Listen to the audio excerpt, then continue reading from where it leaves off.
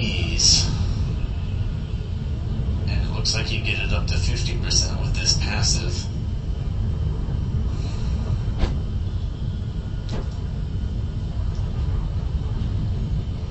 Increases the radius of your arresting presence and draining presence by 2 meters. Increases the chance for your reflective presence to reflect spells by 5%. That's this one.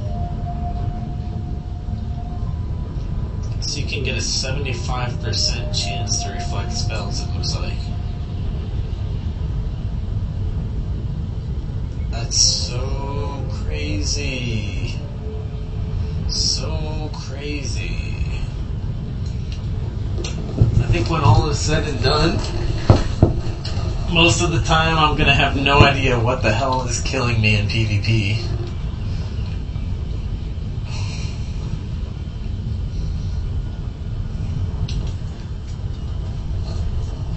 I don't think I'll be able to keep track of all the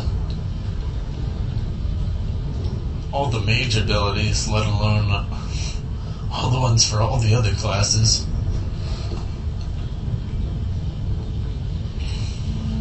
So the radius of arresting presence and draining presence. This is the silence. The consumes charge silence. AoE silence. And what's the other one? Draining presence. Must be down here.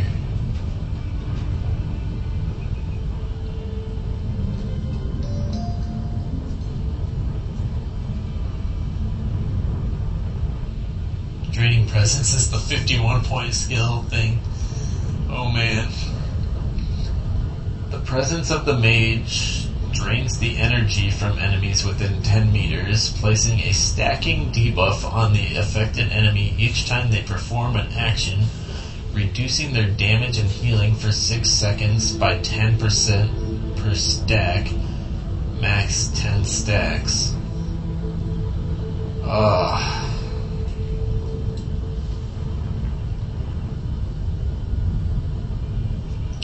So powerful. All of these presence ones are so powerful. Sure, it takes charge, but it's not that hard to build up charge. It only takes a few spells and you're up to 50% charge. Or like there was that one channeled spell that was like 50 charge.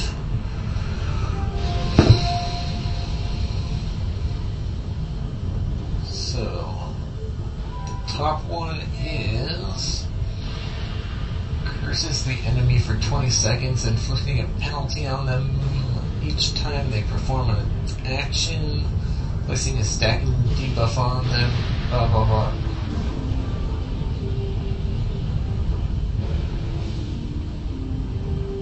This is just like this one.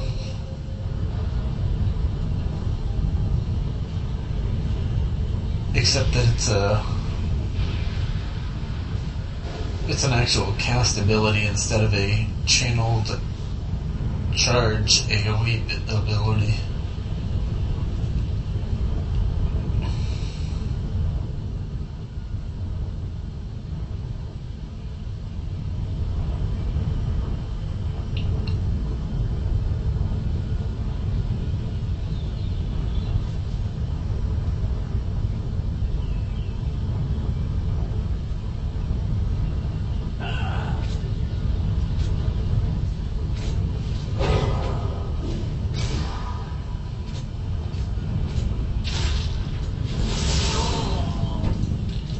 People dying.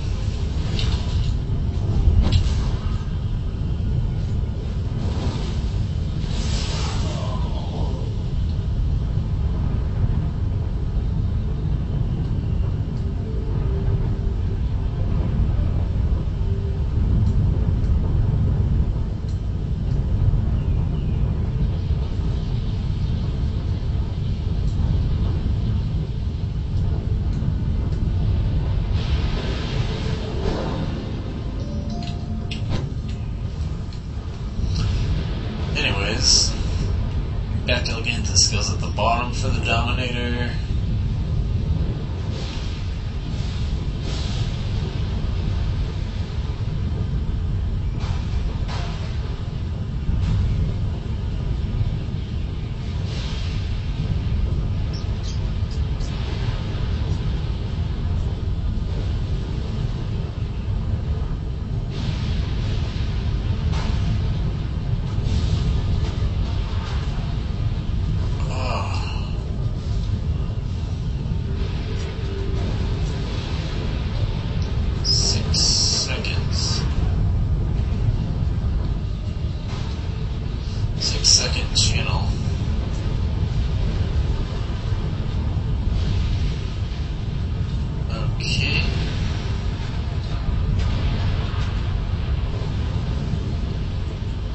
Removes all debuffs on an ally.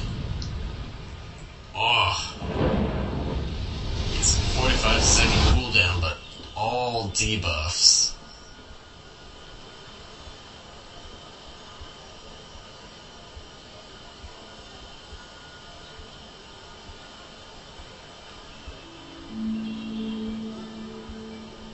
Reduces threat with the enemy by 80%?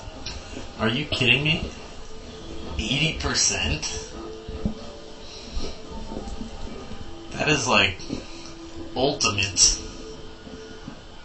That makes this like a really good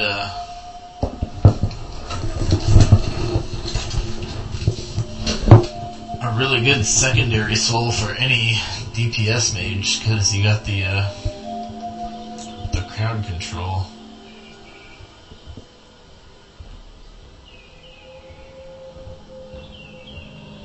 You get the crowd control for utility as well.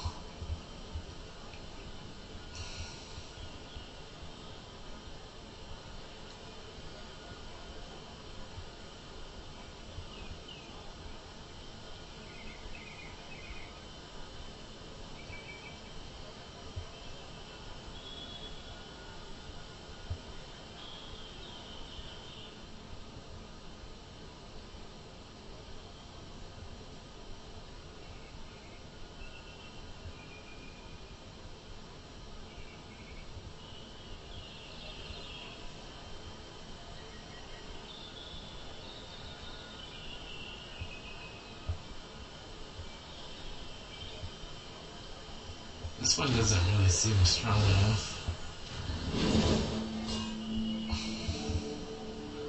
But maybe there was a passive up here somewhere.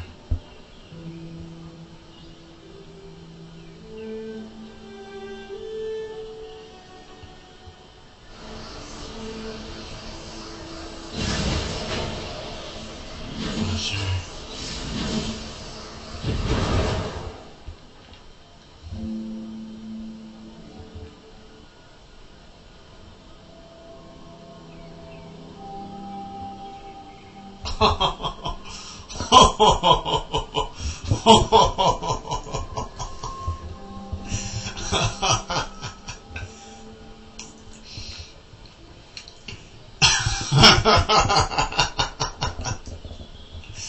That's ridiculous.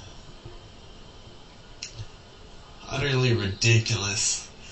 Death pursues the enemy, placing 10 stacks of Haunting Pain on them, dealing 21 death damage over 10 seconds per stack. Movement by the enemy will remove 1 stack of Haunting Pain per second. Oh my god. That's so unfair. People aren't even gonna notice that. And even if they did, you'll probably throw a root spell of some sort on them anyways. Oh, like maybe this one.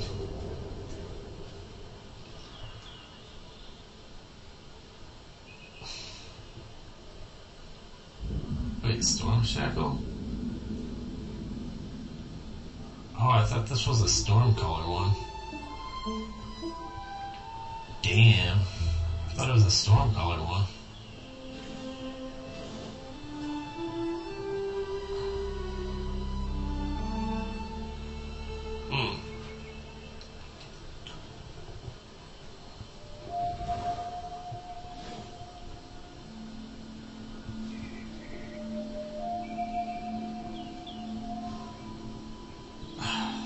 so good too, though. Even though it's a 3-second route, which doesn't sound very impressive, if they move, then they get the movement speed reduced by 50% for 5 seconds. And a lot of people won't even bother moving if they're slowed that badly, because they might as well just be casting abilities that they can't cast while moving.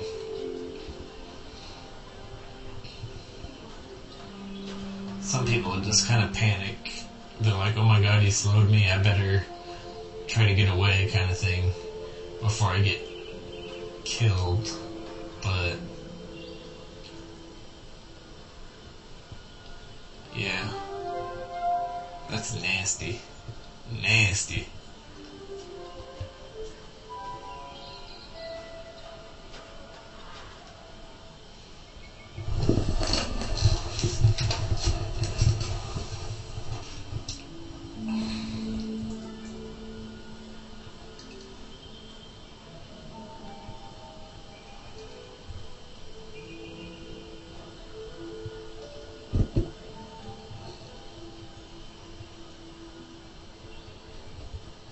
And you got a stun ability.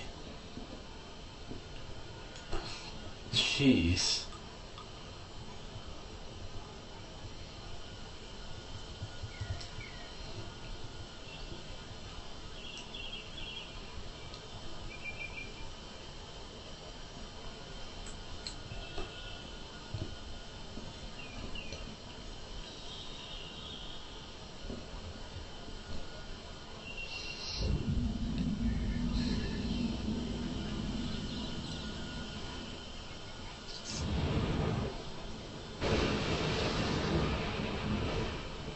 A 5-second stun. A 5-second stun. Instant cast. Who cares if it's a 50-second cooldown? It's a 5-second stun. That's so long. The only way this isn't ridiculously overpowered is that it's so deep in the Dominator tree, which doesn't really have that much going for it as far as damage is concerned, that, yeah. It's just so deep in the Dominator tree. But I can still see people trying to go for a 38-point Dominator build, and then they'll get something else, like a regular DPS kind of class, and then